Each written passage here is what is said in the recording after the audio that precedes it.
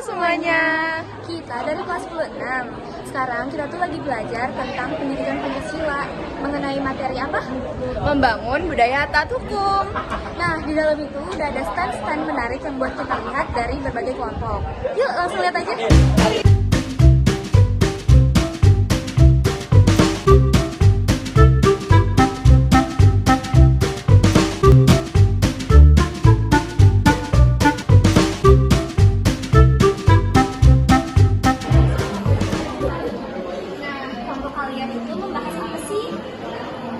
Di sini kita membahas faktor penyebab terjadinya pelanggaran HAM, faktor penyebab terjadinya pengingkaran kewajiban, dan sini juga ada beberapa materi yang lain. Seperti kelebihan HAM, faktor internal pelanggaran HAM, faktor internal pengingkaran kewajiban, dan kelebihan kewajiban. Dan lalu faktor eksternal pelanggaran HAM, faktor eksternal pengingkaran kewajiban. Oh gitu ya, terima kasih. Nah, kita lanjut. Kami dari kelas 3 membahas mengenai pengertian hukum dan pengelolaan hukum. Dapat kita lihat bahwa pengertian hukum itu ada dari berbagai ahli, yaitu dari luar negeri maupun dalam negeri. Salah satu contohnya itu yang dari luar negeri, ada yang namanya yang dari Prancis.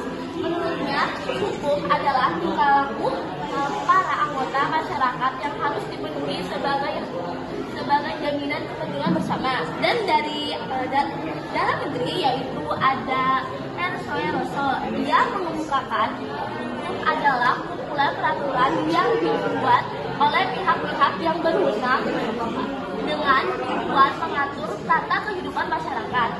Terus kami juga membahas pengelolaan hukum yang akan disampaikan oleh rekan saya.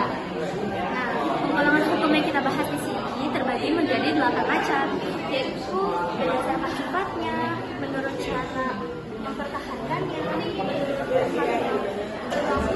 menurut isinya, terus menurut berdasarkan bentuknya,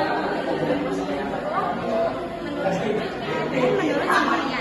Nah, dari 8 penggolongan itu, kita juga membagi lagi menjadi beberapa bagian yang bisa dilihat di sebelah kiri secara langsung.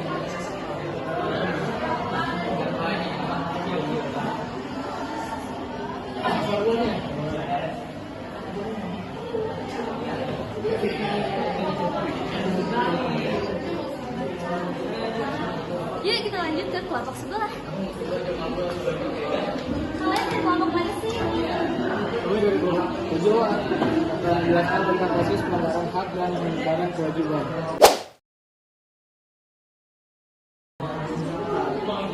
Pelanggaran hak merupakan tindakan yang melanggar kebebasan hak orang lain.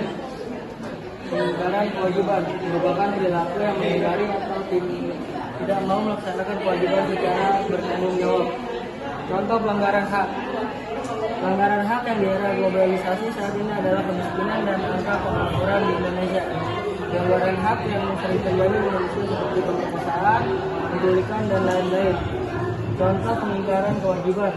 Melakukan pelanggaran hukum, mengingkari kewajiban dalam membiayai negara yakni sering terlibat tawuran. Faktor-faktornya yaitu penyebab terjadinya pelanggaran hak dan pengingkaran kewajiban, sikap egois, kesadaran berbangsa dan bernegara, tidak toleran, penyalahgunaan kekuasaan, sikap aparat penegak hukum. Kondisinya yaitu proses penegakan hukum masih belum optimal, tingkat kemiskinan dan angka pengangguran cukup tinggi. Mungkin. Ya.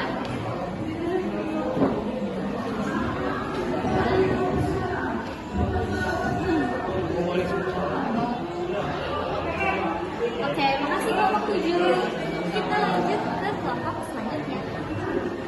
Kalian ini kelompok apa sih?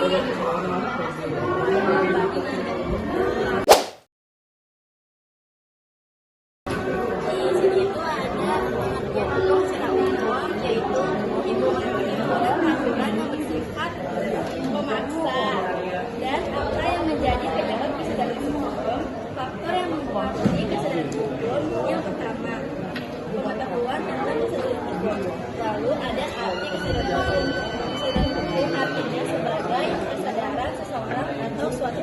hukum yang berlaku. Kenapa sih pentingnya ada kesadaran hukum? Karena mulai dari kecil hingga dewasa, hal tersebut bertujuan agar terciptanya kedamaian yang dapat diwujudkan dalam kehidupan atau bahkan pergaulan antar masyarakat. Contoh-contoh kesadaran hukum itu di sekolah memakai seragam sekolah sesuai jadwal, datang dan keluar tepat waktu, dan di masyarakat itu ada membayar pajak dan menaati peraturan lalu lintas di jalan raya. Lalu yang kedua, saling menghormati antar warga. Sekian dari kelompok kita. Wassalamualaikum.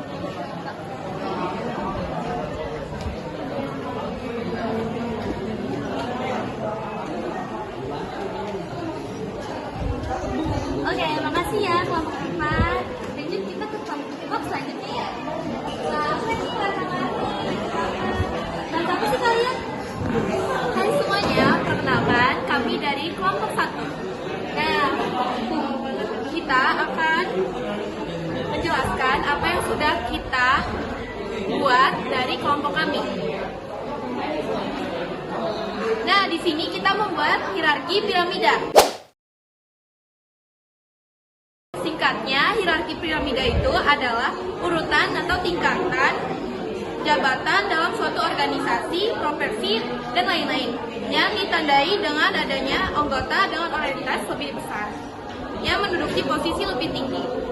Kalau di sini posisi lebih tingginya ada UUD NRI tahun 1945. Yang kedua ada TAP MPR. Yang ketiga ada UU atau Perpu. Yang keempat ada PP. Yang kelima ada Perpres. Yang keenam ada Perda provinsi, dan yang terakhir ada Perda kabupaten atau kota. Lalu kami juga sudah membuat penjelasan yang bisa dibaca ulang oleh orang lain. Segitu saja yang kami presentasikan. Terima kasih.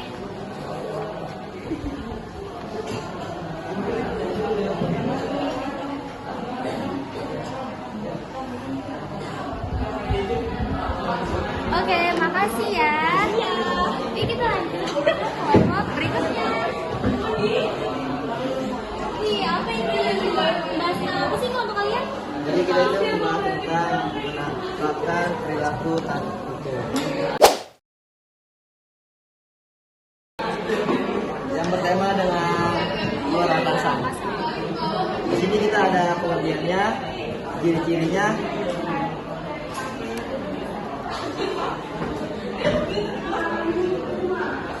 Ini ada ciri-cirinya, terus ada jenis-jenisnya, dan terakhir ada hukum.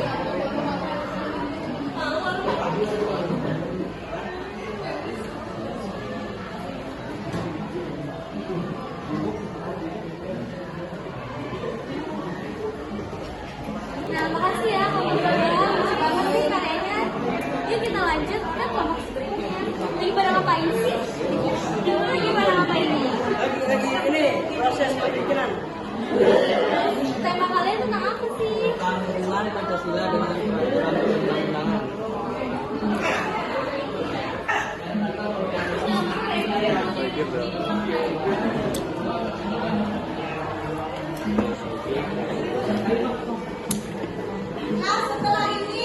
Mungkin cukup sekian vlog dari kami. Kurang lebihnya mohon maaf. Wassalamualaikum warahmatullahi wabarakatuh.